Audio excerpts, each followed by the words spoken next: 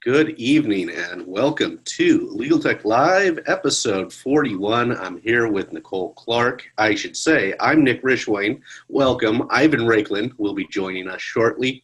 We're here with Nicole Clark, CEO and founder of TrellisLaw.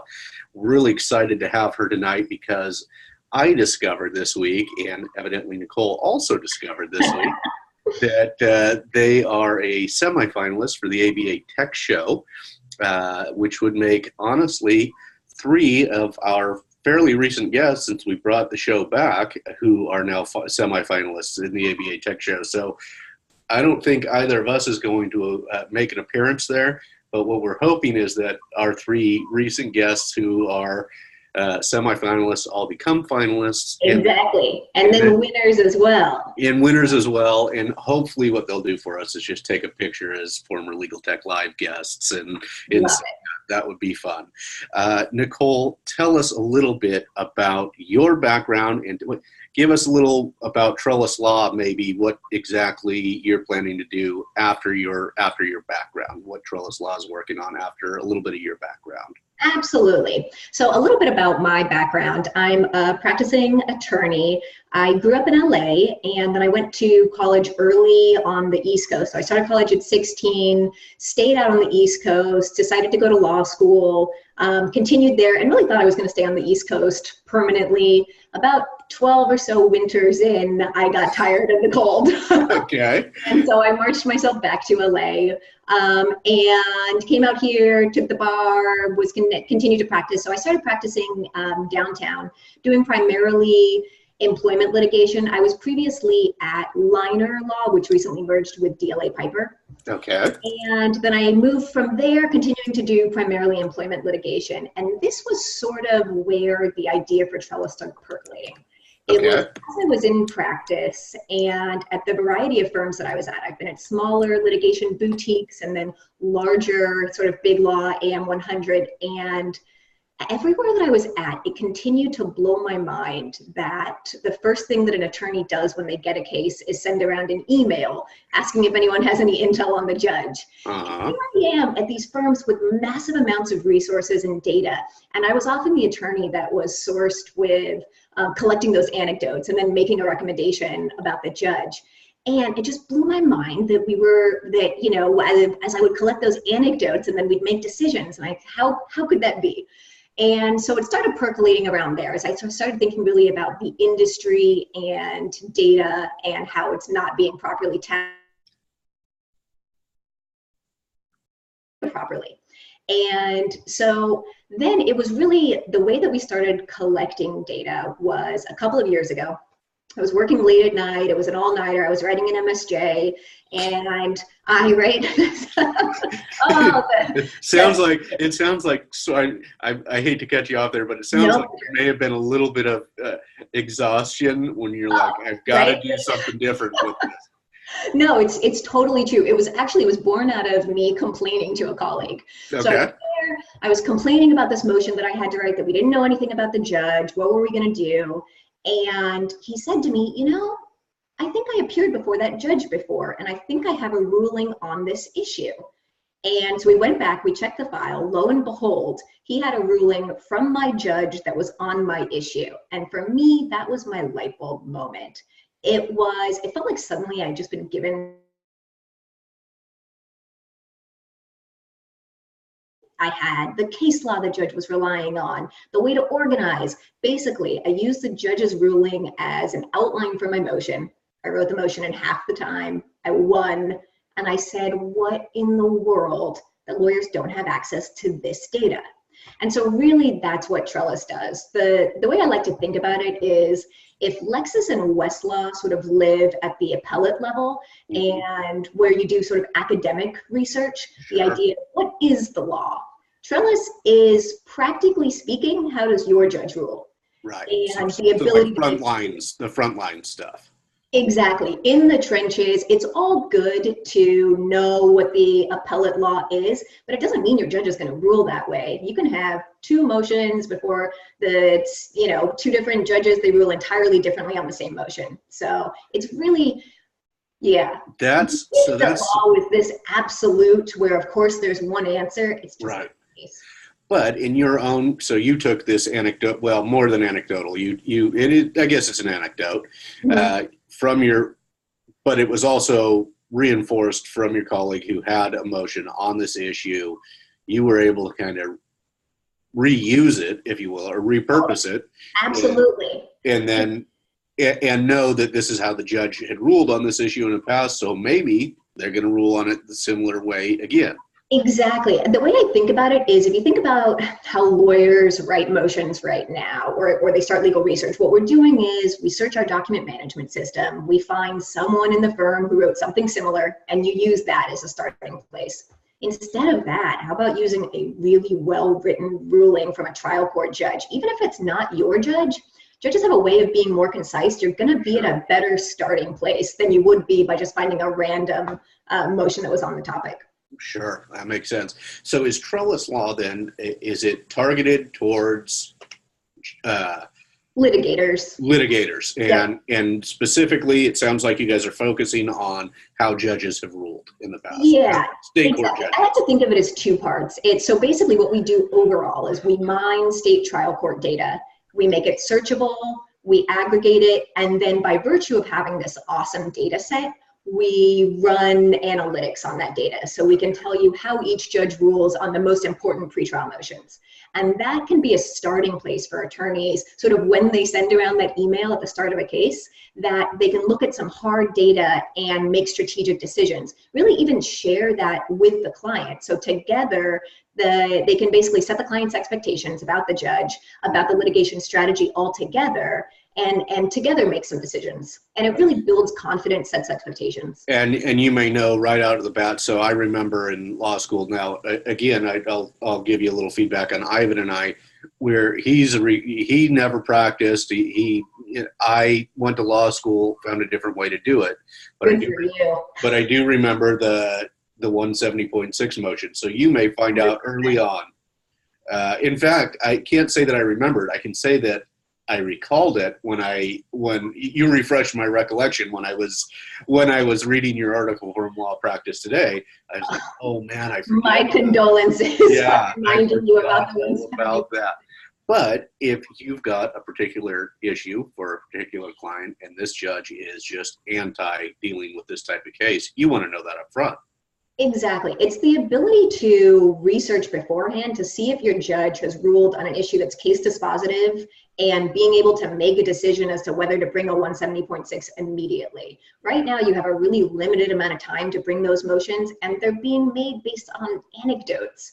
So it's really, at this point, now that this data is available and it's accessible, it's a disservice to your client to not check out issues like that at the start of your case and at the start of really every motion.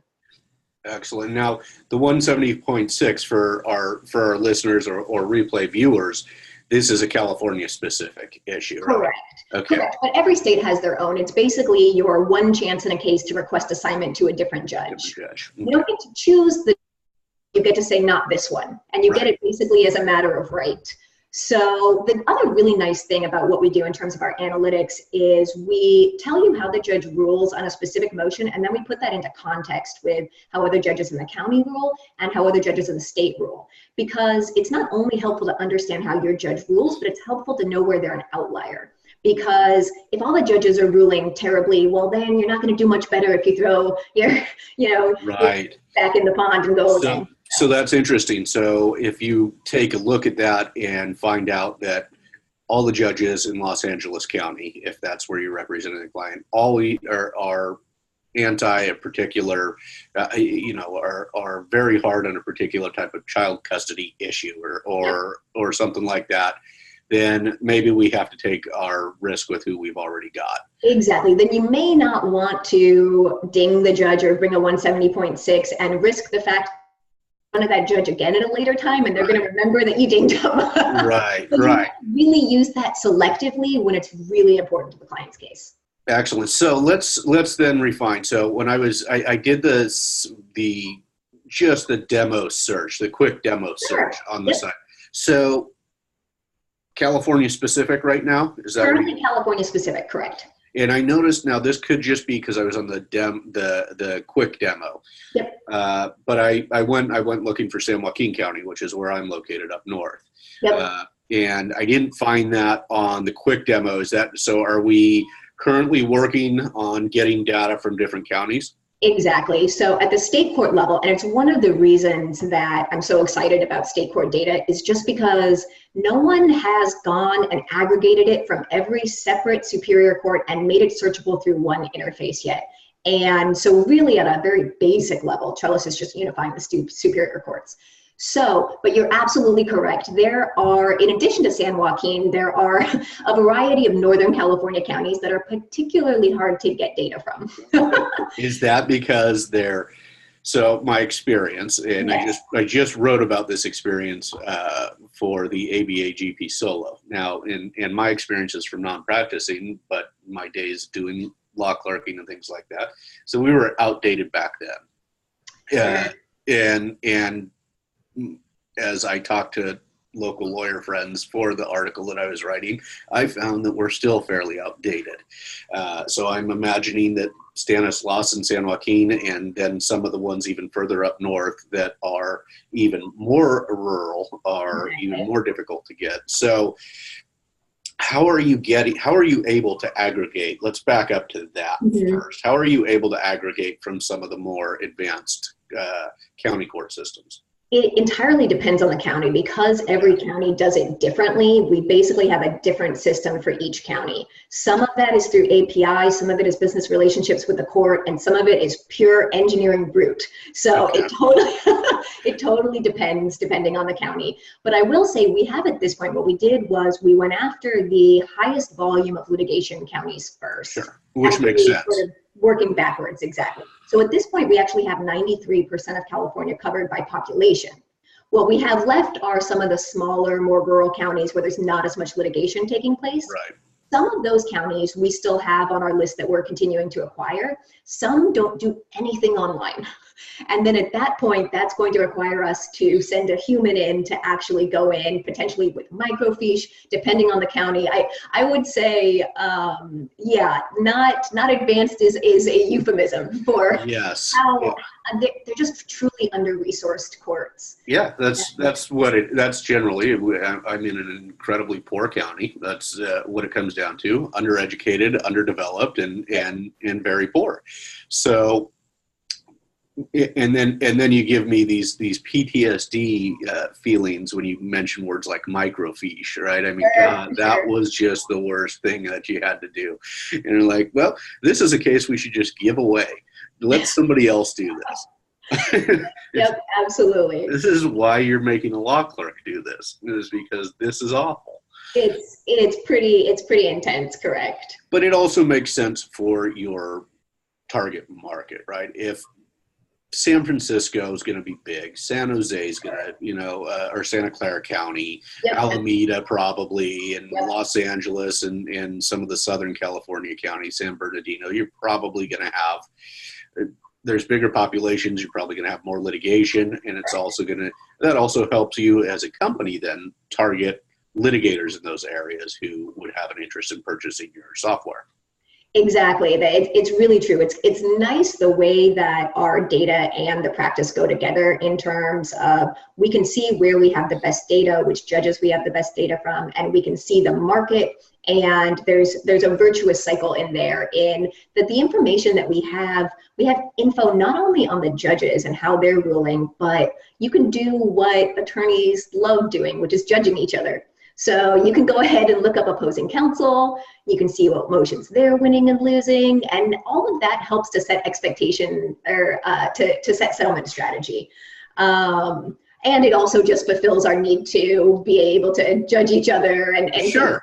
Feed the ego, which is right. a big part. Or now be able to, so my experience was all in small practice, so smaller, solo practitioners. Sure. And there was always that lawyer, that kind of ego thing about judging the judge on well, they're not generally the most academic of thinkers, and so Did they compared even to read the papers? right. So Absolutely. I'm sure getting this data to find out how they ruled on certain things is just really gives the litigator that a little extra feeling of superiority. 100%. Definitely. Which is okay. That's their job. So. You know what? We got to take the good and the little bits that comes in this industry. Right. And that's fun. That's okay, I think. So tell us how. So are you still? I pulled up your LinkedIn to try and learn a little bit more. You're still full-time practicing? I am not full-time practicing. Oh, okay. So I jumped full-time. Basically, what we did was we started collecting data a couple of years ago. Okay. And I used Trellis in practice for a couple of years while we were building out a really meaningful data set. I went on to have a ridiculously good winning streak. And actually, to be perfectly honest, it became so obvious what a competitive advantage that this data was that it gave me the courage to jump from practice and to launch Trellis full time. Okay. So use Trellis, basically customer number one, while we were building out our data set. And then what I did was I was at a mid-sized firm in Orange County at the time, practicing primarily employment still.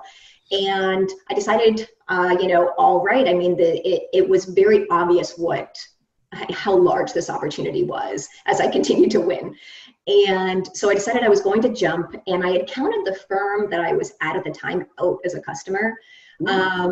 Because, not unlike many law firms, they weren't particularly tech savvy, et cetera. And I thought, I'm gonna head to Los Angeles, I'm gonna launch in that market and move from there.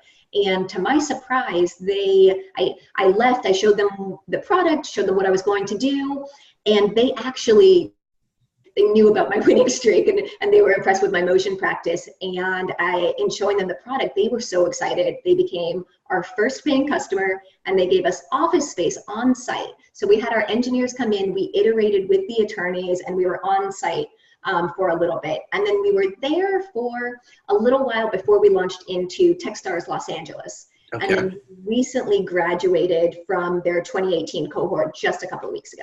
Nice. Okay, so you had some sort of startup assistance through TechStars? Exactly. So basically, TechStars is an incubator that selects each cohort, basically each year. They select about 10 companies from worldwide applicants. So it's a really, really exciting program to be a part of. And they basically just do a boot camp of sorts of training you in all of the aspects of startup life. Many of us are first-time founders. Right. And then also helping as you fundraise and raise capital and all of that to really progress your business to the next level. And they also basically back you as well as a funder, as an investor. That's fantastic. And let's see. We do have Ivan here. Nice. Let me see if he's ready to come in. Hi, Ivan. Hello, rejoice. Did you just come in, or have you been listening for a second? I just saw you in the background. Maybe about an hour. Well, at least it wasn't too long. No big deal. So, Ivan. No, I was just listening about the story about TechStars. You got in. Excellent. That's a great program. Thank you so much. Really appreciate it. It was very exciting. One of the top programs for those of you that don't know, such as Nick.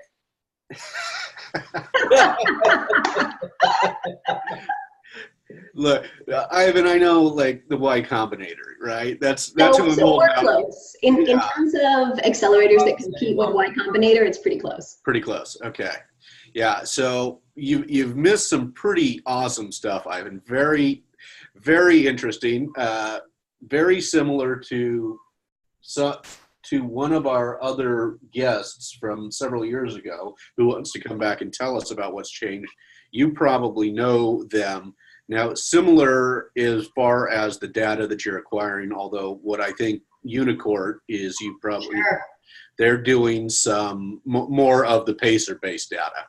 Exactly. That's their focus. This is right now California specific, going after available county or Superior Court data in California for litigators where they can go ahead and find out how judges are ruling on a dispositive issue. And Nicole was just telling us about an amazing winning streak that she had, which is a fantastic, I mean, because that really let your former employer know, based on what you had put together. Exactly. Hey, I've got this fantastic winning streak, and hey, we should use her service and bring her in. Yeah, absolutely. It was definitely a demonstration of the value proposition of the product that was, you know, very, very obvious. So that certainly helped in selling. So that was exciting. I do want to jump in, just talking about Unicourt and Pacer data, and say that we actually have Pacer data as well. Oh, you do? We also have Supreme Court and California Appellate and Advisory AG opinions. That's not the data I'm most excited about, because because some of that data is a little bit easier to collect in that they're unified systems and we're not grabbing it from every separate place. So the state court data is what I'm most excited about. But I do, ultimately, the reason that I'm collecting all of the data is because I want Trellis to be the home for data at the trial court level. Yeah. So if you again, think of Lexis and Westlaw at the appellate level for legal research, think of Trellis living at the trial level for practical legal research. Yeah, that's what's so cool about this. And Ivan, one last thing is, Nicole is the third of some of our recent guests who is in the semifinals for ABA Tech Show. I was going to correct you, but I think you corrected yourself later in a post. Yeah, I realized as I read through the list that two had been guests, and we had her on tonight as a third guest. So that's exciting. I think we had something to do with it, but we had absolutely nothing. No, this is the training ground. This is where stars are made. That's right. That's what we like to think. That's what, you know, our real thing was when we came back, we wanted to do 12 months or younger. Nice. With a minimally viable product, because we started hearing a lot of the same people getting interviewed on a lot of the same places, and it was more important for us to hear the new up and coming stuff, and that's how we came back when we started back in September. So this is really exciting stuff, and it is the first, I will say, that has a focus on state court data.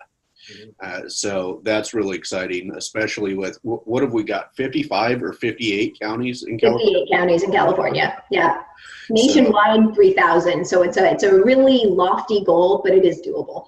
So that brings me to another question as to, once California, what are you targeting outside of California first? Because I know you have to take this in bites. You can't just jump on all 50. Exactly.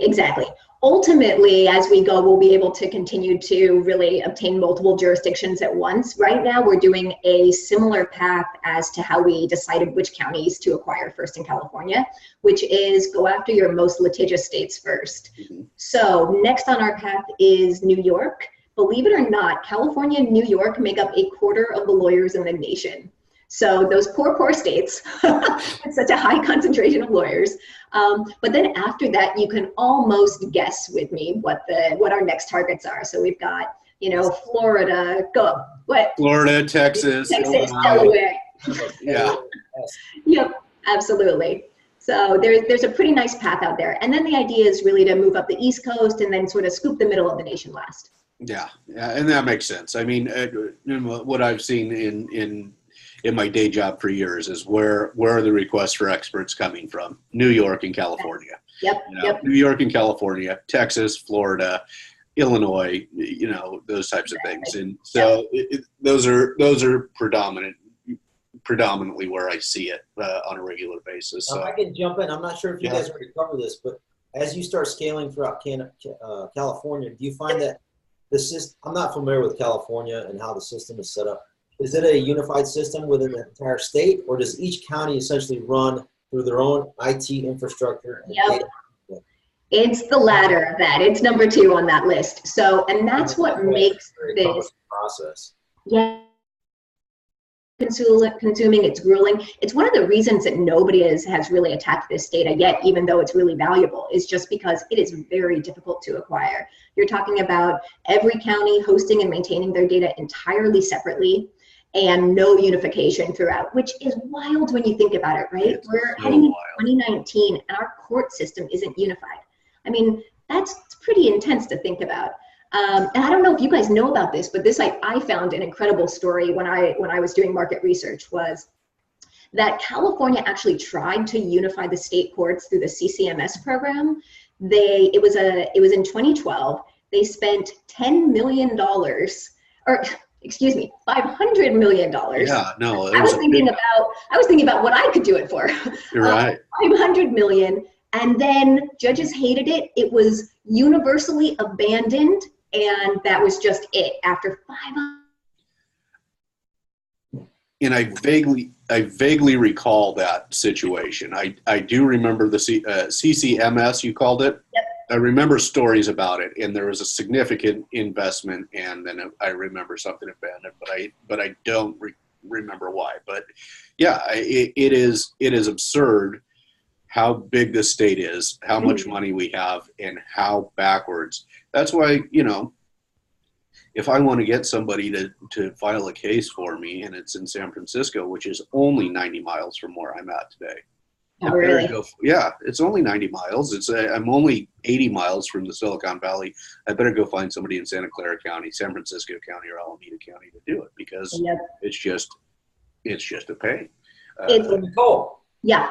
What's your scaling plan for within California and then the rest of the nation? Sure. So really what we're doing, we've been focusing to date on really iterating the product and continuing to gather a really strong data set. We're at a place now where we are ready to go. So basically 2019 is, we have clients already, but 2019 is going to be our much bigger year for actually marketing. We've done almost no marketing to date. So really all of our clients have come inbound word of mouth, which is so exciting because there's such a pain point for this data. And so it is actually spreading among attorneys, which it's not as fast as I would hope for, because attorneys don't like sharing. Not especially if they found a secret weapon. You found a secret weapon. Right. Best part about that is, so our large firms that we have, the ones that I was like, yes, marquee firm, it will be great for branding purposes, NDA'd. We don't even get to use them. So it's beautiful, right? Why would they, from their perspective, why do they want to tell everyone what's giving them a competitive advantage? Right. So it's particularly funny on our end. No. We always say the biggest firm in X. Right?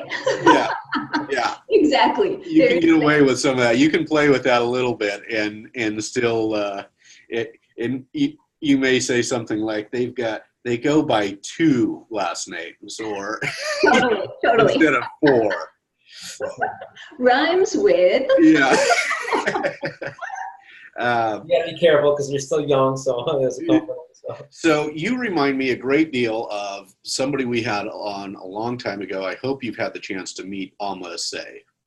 Do you know? I actually connected with Alma about a month ago. She was great. She's awesome. There's so few legal tech founders that were previously attorneys. And then when you move that list to female founders, it is lonely up here. So it was really it was really great to connect with her. Yeah, and I was happy when I went over to your LinkedIn and saw that we had Josh Blandy in common, and that you also know Aaron Levine from Hello Divorce. So absolutely, yep. So you're right, and it's one of the things that we really want to have more of on the show is the female legal tech founder list gets really narrow at the top. So even if you brought that down to just female founder, not legal tech, it's still small percentage. It's still a very small percentage for founders. Unfortunately, we don't. As a side note, I have to say this, since we're talking about the gender thing. Okay, all right. Nevada next year will be the first state that has a majority woman House of Delegates in the No way. Ever. That's good. That's awesome. Fun fact. That is a fun fact. This was a really good year for women getting elected. So it was a really strong year. That's exciting. That is exciting, but we're always excited when we have and Alma had and she's had a nice exit too from what she had found. So that's just one of those great guides. She is an awesome guest. She did it from remember she was in a cabin, Ivan. She was in a cabin in the woods in West Virginia or something. No, I remember. I met her physically, as we call it in the biz, IRL. Yeah. As the teenagers call it. Yes. In Washington, D.C. at some meetup. Yeah, it was a legal tech meetup, I think. Oh, wow. Yeah. Small world. Small world. And legal tech world is small right now. So financing, we got to ask about it as much as you can share about it. Absolutely. So I can tell you, we raised prior to TechStars, we raised some friends and family, basically a small round prior to TechStars. TechStars is a backer, and then we are currently raising our seed round. I can't share too much, but I can tell you that it's going very well. Okay, good. Seven-figure seed round? What? Seven-figure seed round? Ish. If she can say. Yeah. Well, here's the thing. It's coming together right now, so it could grow. Okay. Fair enough. The interesting thing is, I think capital has really ignored legal for a very long time. That's why I said this, because 7 figures is a big number. It's a big number in legal. Yeah, it's not going to be 7, but it will be 6. And the truth of the matter is, particularly at this round, we're in early round right now. It's just the really tech and capital have not come into legal to innovate properly. So every other industry has, engineers are excited to go in. Legal doesn't get quite that same response from engineers. Correct me if I'm wrong. Would you say that the two main drivers are the people that have the capital don't understand the field well enough to expend any of their capital to deploy towards a legal tech startup, and then 2, those that don't understand the field are very conservative and risk averse? I'd say it's a combination. What I'd say it is they, to the extent that anyone has tried to enter the space or has a friend that tried to enter the space, lawyers are particularly hard to sell into. It's a tech-resistant industry, and to the extent they didn't do well, that just reverberates out into the world of capital as to tell other investors, basically, ignore legal. It's too hard to sell to lawyers. And that is, in terms of the main objection that I get from investors, it's, oh, your market is horrible. We hate lawyers. And so it's a really interesting thing, because I believe that the right products just haven't come in, and they haven't been properly backed to be able to really innovate, to be able to make a difference. And so being able to bring talented tech and some resources into the market with a product that's great really will change things. But it's certainly, lawyers we're particularly judgmental, and it's part of our job is to criticize things, right? Sure. So you watch a new idea of a new business, and you immediately come to, well, why it's not going to work, and all of these things.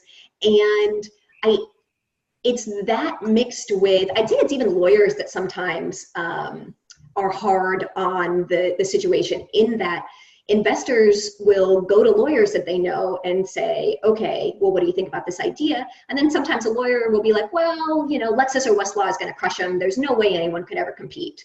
And that's simply not the case. It's that no one has properly been able to come in with an excellent, scalable idea and been able to, you have to remember that Lexis and Westlaw were startups 30 years ago, right? Yep. So there really is, they've been in as sort of a duopoly for legal research for a really long time. Yep. And they make so much money that they have zero incentive to innovate. And it's time that we gave them a little incentive. Yeah. I like that. I like that. Netflix taking down Blockbuster. Yeah. Exactly. That I agree with you entirely. I think one of the other drivers or barriers to entry for legal tech, which I should say, in 2018, we saw bigger numbers coming into legal tech than I had seen in 2 or 3 years since we started doing the show regularly. This 2018 was 2018 has been kind of a breakout year, I think. Yeah, I think breakout year for investment in legal tech. Interesting. What do you think is driving it? I think a good economy is part of it. Okay. I think the cost of legal services and there's a access to justice issue we're all aware of, which is basically an untapped market is what it is. Totally agree. Yep. If people are unwilling to pay for a lawyer anymore, I think we've got an untapped market. So we need to find ways to make it cheaper or more cost effective. Absolutely. But the other thing that has been tremendously difficult in selling to lawyers for quite a few years now in my current position is that it is a long sales cycle. Yes. Yes. Also long. Yeah. It's almost like Ivan can probably relate it. Not quite as long as in the government contracting. Not quite that long, but probably a similar feel. Very bureaucratic. Yes. Who's the decision maker? And that's part of the problem, really, right? As you get to firms, as they get larger and larger, who the decision maker is not only changes, but sometimes the beast has a lot of heads. And how decisions get made there can be particularly slow. Yeah. Culture and reticent to change at the end of the day, but if entirely mind starts getting impacted, now you have to think about, well, we may have to make adjustments. It's not going to be massive disruptive change, but I think incremental change is definitely on the horizon. And as Nicole had indicated earlier, if they start seeing that somebody has got the golden ticket to getting particular types of decisions from particular judges, everybody wants that. Exactly. I mean, at the end of the day, as lawyers, we can't allow opposing counsel to have access to data that we don't have. That's just not acceptable when it's available and accessible and really affordable at this point. So it's not only sort of a competition aspect and the competitive nature of the industry, but it's really how do we best advocate for the client. And if we're not accessing data that's available that would help either be more efficient and keep costs down, or help win your motions to build leverage for a better settlement for the client, then you're not best advocating. So I'm pretty excited to ask this question. So okay, all right, let's see it. Discuss Mitch Jackson or any other California lawyers that we know that this may be helpful to let them know? I would love to bring Mitch on as a potential just for a sounding board, just because he's got such influence. I mean, he comes in randomly. Yeah, he does come in randomly. I don't see him here tonight. Is he there? Oh. No, absolutely. I'm more than open. Yeah, he's got a lot of influence, and I think this would be one of those things that would be of great interest to him as a trial lawyer. Absolutely. We're particularly helpful for, it's interesting because to say it's only helpful for litigators is a little bit inaccurate in the fact that you can use our site as a general legal research tool to find out the legal threshold on any issue and how sort of it's being handled by the courts right now. But for litigators who have a heavy motion practice, I mean, my own circumstance tells you that it's an incredible competitive advantage. Yeah, and I love the idea of this. Is something I tell my experts all the time when we locate information that opposing counsel is viewing them. And like you said, you can't keep anything from opposing counsel in litigation, civil litigation in California and probably most states. But that means that's twice the market for you. Exactly, you got it. Which I like. Well, this is what I guess we're going to have to go and use that too.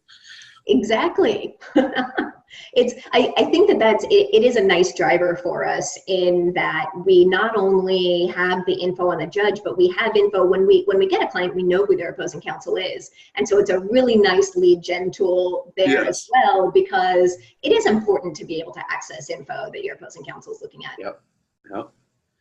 So just to recap again, which counties are you in right now?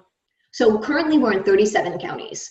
So every highly high volume litigation. What, 50? What did you say it was? 50? 58 counties in California, and we have 37. See, I know Virginia, there's 95 counties and 38 independent cities, because I happen to run through every single one. Really? When we're tapping Virginia, I'll come to you to find the intel. He's got plenty of intel on Virginia. Right. So he's the guy for that. Is their system any better than California? No. Well, different story. I'm actually certified to practice in New York. Sure. I live in Virginia. The whole run thing is something else. Has nothing to do with legal tech, so we won't even go there. But he does have a ton of contacts now in that state. Yeah, I have a lot of context on the state. I can probably reach out to people to help out. Once you come out here to Virginia, let me know, and I'll make as many connections as you need. Perfect. That would be great. So this is usually your question. Do you want to ask about pricing structure? Let's do it. Let's hear it. All right. Are you guys selling it? So basically what we do is originally my thought process was we'll be like Lexis and Westlaw, we'll sell to the entire firm. If an individual attorney wants access, then the whole firm has to have access. After the slow sales cycle, I determined that there's a better way to do it. And that's more of the Slack approach. It's allow individual attorneys to access the platform and let them be evangelists at the firm. We know the product is great, so that is what helps drive us. And then as we work the slower sales cycle at large firms, having evangelists actually using the product helps. So what we do is basically individual user, it's $99 per attorney per month for access to the legal intelligence database. And that's what allows you to basically Google search the superior courts. So you can search by motion, by issue, by judge, by opposing counsel, and really get in there and understand the context of cases, the factual scenario, so that the analytics have some context and make sense. Because analytics alone, sort of a binary outcome analysis, isn't enough to really make the information actionable for attorneys. So much is fact specific. And having that additional access to understand the facts of a case helps you understand the analytics as well. So that's for access to the database. And then we also have customizable analytics as well for high volume litigation, high value. So if you're solo or a small firm, you have a 7-day trial, I heard, right? That is true, absolutely. So 7-day trial, we do that because we know how great the data is. And so that really is just, once you taste it, you have to have access. You'll wonder how you practiced without it. So it's a really good ground to give attorneys that can be, a little skeptical to be able to actually try the product, see it in, see how they can use the data, see how it's actionable, and then go ahead and purchase the product. She's sort of like peddling a drug to the attorneys here. Give them a little taste. The drug that I'm actually peddling to attorneys is their time. It's being able to go home to your family. It's being able to go on vacation, right? Because if you can write a motion faster and better, you can go home to your family and you can actually live a life. I want to give attorneys their lives back. So this is a small way. There's a lot to do. Better serve their clients, it sounds like. Better serve their clients in the end. Exactly, 100%, which ultimately leads to them telling other clients, to bringing in more business and freeing you up so that you can go out and generate more business in the first place. Right. So tell us a little bit about your team. Who's on how big's the team right now? What are the plans, what you can share?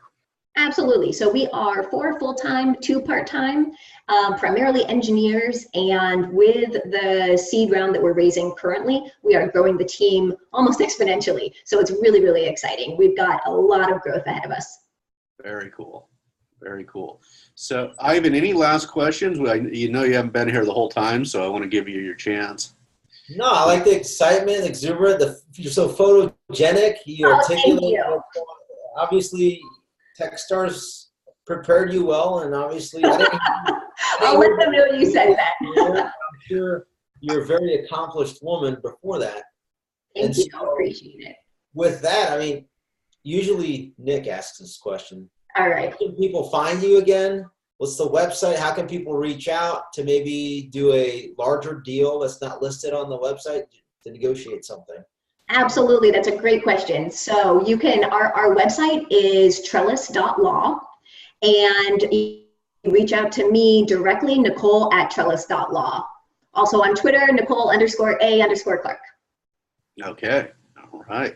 And I believe at TrellisLaw. Correct, absolutely. which is how I believe David on your team reached out to us. Perfect. Yep. Yeah, so that's how we got connected here. Yeah, I do want to say Ivan was correct, and I have to assume though that the energy that you bring, which is fantastic, and it's so good to see in the legal field. I'm glad that the practice didn't suck that out of you, or that you found that in the fence. It's true. Yeah. I must have left just in time. But you do have a good energy. I can't imagine that TechStars teaches that. They have refined it, but the energy is refreshing, and I think it plays very well. So thank you for bringing that energy to the show tonight. Don't disappear when we're done. Because we'll chat with you for a few minutes offline. Perfect. But again, our guest tonight has been Nicole Clark. She is the CEO and founder of TrellisLaw. You can find them at trellis.law, on Twitter at TrellisLaw, and also at Nicole_Clark. Is that correct? Did I get them all? Close. Nicole_A_Clark. There's a lot of Nicole Clarks out there. That's a common name. Thank you so much for being here with us tonight, Nicole. We appreciate it, and we wish you well in the future with TrellisLaw. And we want you to come back in 6 or 12 months and tell us how it's happening, what's going on. Laying down the law with TrellisLaw. Yeah, nice. Thanks for having me, guys. Appreciate it. Thank you all, and everybody have a good night, and stay tuned for episode 42. Thanks again.